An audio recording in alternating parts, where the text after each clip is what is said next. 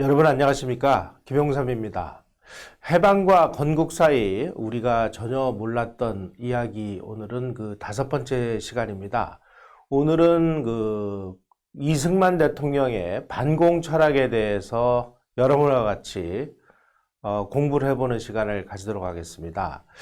이승만 대통령은 1923년에 아주 유명한 공산당의 당부당이라는 공산주의를 전면에서 비판하는 그런 논문을 발표했습니다. 역사적으로 보면은 공산주의를 비판한 세계 최초의 아주 본격 논문이 되겠습니다. 이승만 대통령이 어떻게 이러한 논문을 그 시기에 쓸 수 있었는지에 대해서는 참 그분의 그 해안이 참 경이로운 생각을 갖게 합니다. 오늘은 그래서 이승만 대통령의 이 반공 철학, 그리고 이 반공 철학이 탄생하게 된 배경, 이 부분에 대해서 여러분하고 같이 고민을 나눠보도록 하겠습니다. 한국인들이 공산주의를 시작하게 된 것은 1918년의 일이었습니다. 1917년에 러시아에서 볼셰비키 혁명이 일어났고, 그 다음에 1월 22일 날 이르크츠크는 지금 바이칼 호수 근처에 있는 도시입니다. 한국인 김철훈 같은 이런 분들이 모여서 공산당 한인지부를 조직하게 됩니다. 그리고 약 5개월 후인 6월 26일에 이동희 등이 주동이 돼서 하버르프스크에서도 한인사회당이 창립을 합니다. 여기에 대표로 뽑힌 사람이 이동희라는 사람인데, 이분이 임시정부에서 국무총리의 선임이 됩니다. 또 1921년 5월에는 상해와 이르쿠츠크에서 고려공산당이 결성이 됐습니다. 그런데 이 고려공산당은 코민테른의 전략에 의해서 일본 권력과 외국, 토착자본으로부터 한국을 해방시키고 서구의 여러 프롤레타리아트와 협력해서 공산주의에 입각한 사회 건설을 한다라는 이런 목표를 설정했습니다. 다시 말씀드리면 프롤레타리아 독재에 의한 소비에트 정부 수립이 그 운동의 목표였습니다.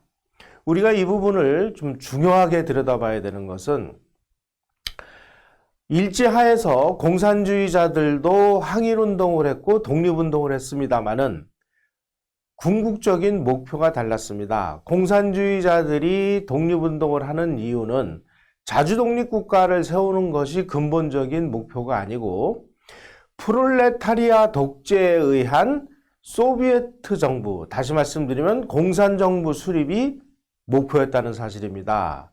근본적인 철학이 달랐다라는 점을 우리는 잊지 말아야 되겠습니다.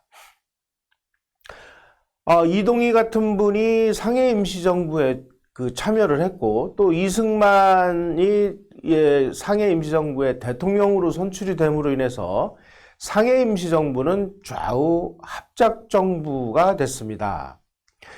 대통령의 자유민주주의자 이승만, 국무총리의 공산주의자 이동희, 이렇게 되니까 참 뭐 하나 일이 제대로 진행될 수 없는 이런 상황이 닥쳤습니다.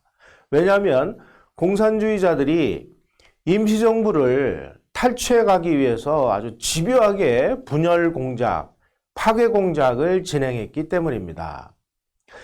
그리고 일부 독립운동가들이 공산주의 모임을 결성을 해서 1921년 1월에 이동희가 결성을 했던 한인사회당을 고려공산당으로 개편을 합니다. 바로 이때 박헌영이 고려공산당의 청년동맹 책임비서로 국내의 공산당 세력을 확장하기 시작을 했고요.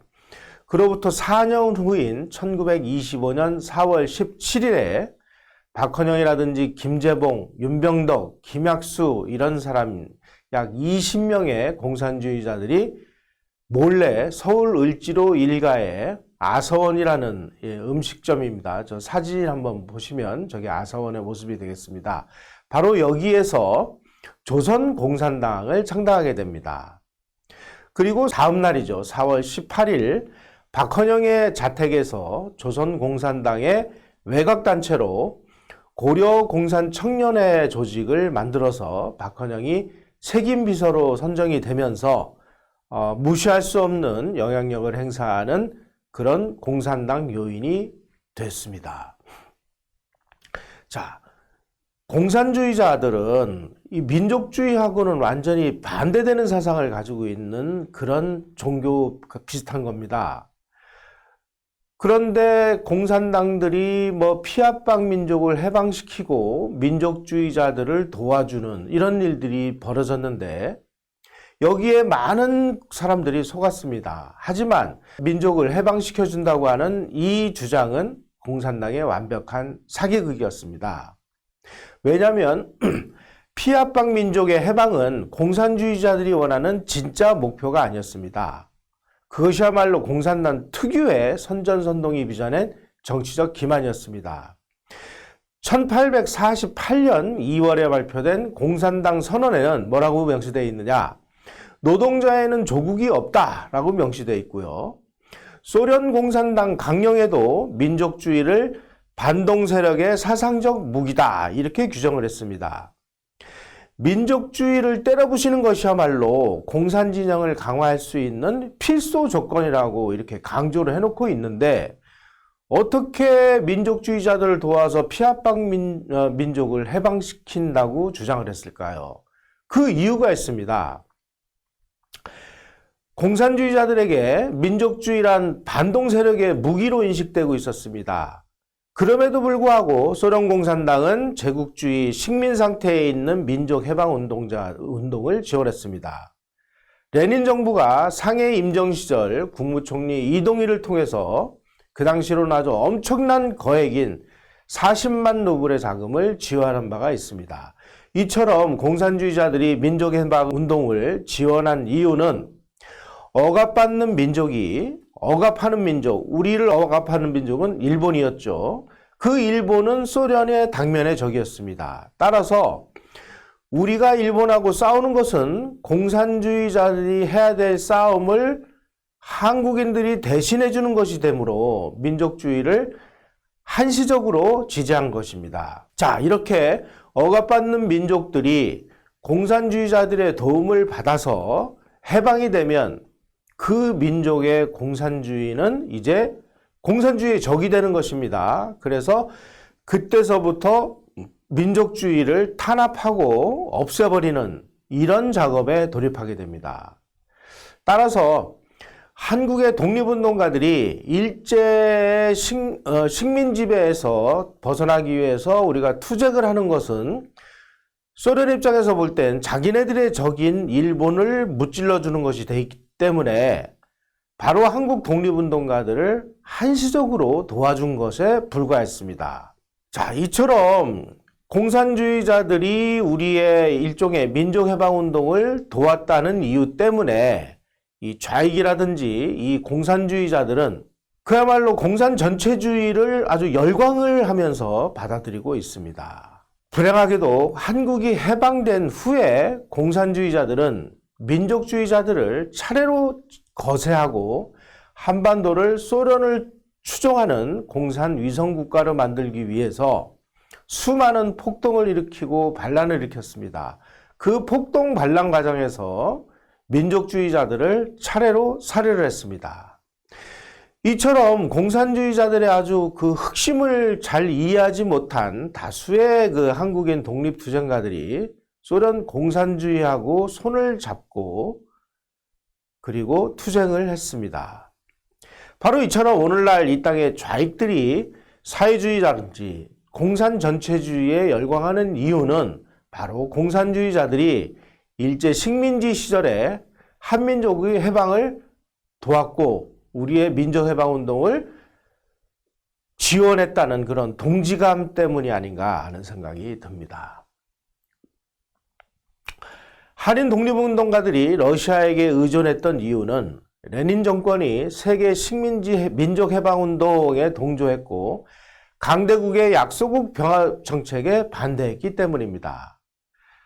따라서 레닌의 영향을 받은 이 한인 공산주의자들은 토지 없는 사람에게 땅을 나눠주고 가진 자 못 가진 자 차별 없이 다 같이 잘 살자, 그리고 평등하게 사는 세상을 만들자라는 유토피아적 환상을 가진 그런 공산주의에 속아서 식민지하에서 희망을 잃은 그런 사람들에게 공산주의는 좋은 것이다 라고 앞장서서 설득을 하게 됐습니다.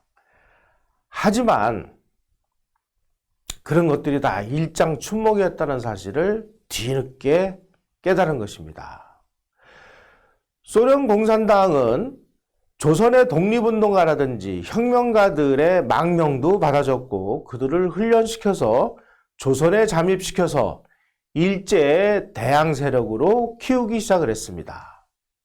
그런데 문제는 볼셰비키 혁명 이후에 1924년 레닌이 사망을 했습니다. 그 후에 스탈린이 권력을 장악을 하면서 볼셰비키 수뇌부가 교체되는 순간 공산당의 체질도 아주 포악하기 그지없는 1인 독재 체제, 전체주의 체제로 돌변을 해버렸습니다. 세계 혁명을 지향한 이상주의 단체였던 볼셰비키당이 1928년경부터는 한나라에서의 사회주의라는 이념에 따라서 전체주의 국가를 지향하게 됐습니다. 그래서 1921년에 실시된 비교적 자유스러운 시장경제 체제인 신경제정책을 폐기하고 농업 집단화 그리고 모든 산업을 당이 관리하는 계획정제 체제로 전환했습니다. 또 농업을 집단화하는 과정에서 정말 무지막지한 그 살해를 벌여서 많은 농민들이 살해당했습니다. 전 세계 무산계급 혁명을 꿈꾸었던 볼셰비키는 소련이라는 국가의 영토와 이익을 수호하는 그런 제국주의 국가로 돌변을 했는데 이처럼 이 소련에서 벌어지고 있는 아주 끔찍하고 파괴적인 이 변화를 서방 세계의 지식인이나 한국의 공산주의자들은 전혀 모르고 그야말로 순수하고 이상적인 유토피아적 공산주의만을 꿈꿔왔다는 데서 비극의 싹이 시작된 것이 아닌가 싶습니다. 그 이후 스탈린 체제에 대한 환상이 서구 세계를 아주 사로잡기 시작을 했습니다. 1929년에 미국의 월스트리트에서 대공황이 시작이 돼서 그 대공황의 여파가 전 세계로 파급이 되면서 자본주의 그리고 자유시장 경제 체제에 대한 근본적인 의문이 증폭되기 시작을 했습니다. 과연 이 자본주의라는 것이 과연 인류를 위해서 도움을 주는 그런 그 제도냐 하는 부분에 대한 일종의 회의감이 시작된 것이죠. 반면에 소련은 스탈린 체제에서 중공업 발전을 위한 5개년 계획을 통해서 아주 고속 성장을 하는 모습을 유럽의 지식인들은 바라봤습니다. 그런 모습을 본 좌파 지식인들이라든지 자유주의 언론들은 자본주의의 모순을 겪지 않고 경제 위기에도 불구하고 발전을 거듭하는 저런 공산주의야말로 인류가 나가야 될 미래 아니냐 이렇게 다 속았고 그들의 선전선동에 넘어간 것이죠. 하지만 그 공산주의에 대한 환상을 창조한 지식인들이 많이 있습니다. 예를 들면 뉴욕타임스의 모스크바 주재 특파원을 했던 그 월터 듀란티라는 사람은 1929년에 스탈린을 단독 인터뷰를 해서 아주 허황된 공산주의의 환상을 심어주는데 결정적인 역할을 했습니다. 하지만 겉면에서 보는 그런 모습과 그 숨겨져 있는 진실은 완전히 달랐습니다. 소련 공산당이 아주 그 경제 위기도 불구하고 발전한다는 그 이면에서는 엄청난 농민들이 약 1,500만 명에 달하는 그런 농민들이 굶어 죽거나 맞아 죽거나 매맞아 죽거나 자기 농토를 빼앗기지 않기 위해서 노력하는 사람들을 전부 처형을 하고 집단 농장화를 시작을 하고 강제로 그 재산들을 뺏어서 경제 발전을 하는 것처럼 보였을 뿐입니다. 바로 이러한 공산주의자들의 대량 학살은 나치 학살보다 훨씬 더 잔혹했고 그 규모도 나치가 유태인을 학살한 것보다 훨씬 많았습니다.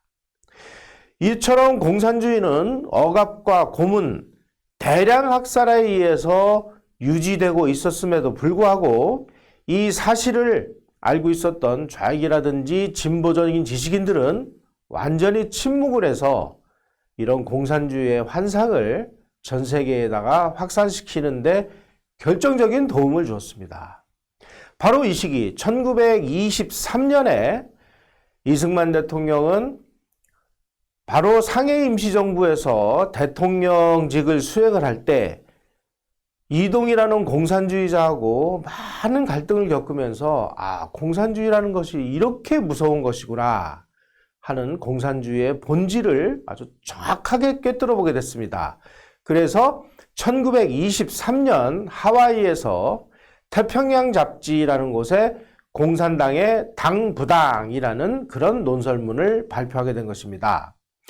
이 논문에서 공산주의는 좋은 점도 있고 나쁜 점도 있는데 좋은 점 그 5가지 이유, 그러나 나쁜 점 몇 가지 이유 이래가지고 그 나쁜 점 때문에 이 공산주의가 패망한다라는 사실을 인류 최초로 본격적으로 공산주의를 비판하는 그런 논문을 발표했습니다.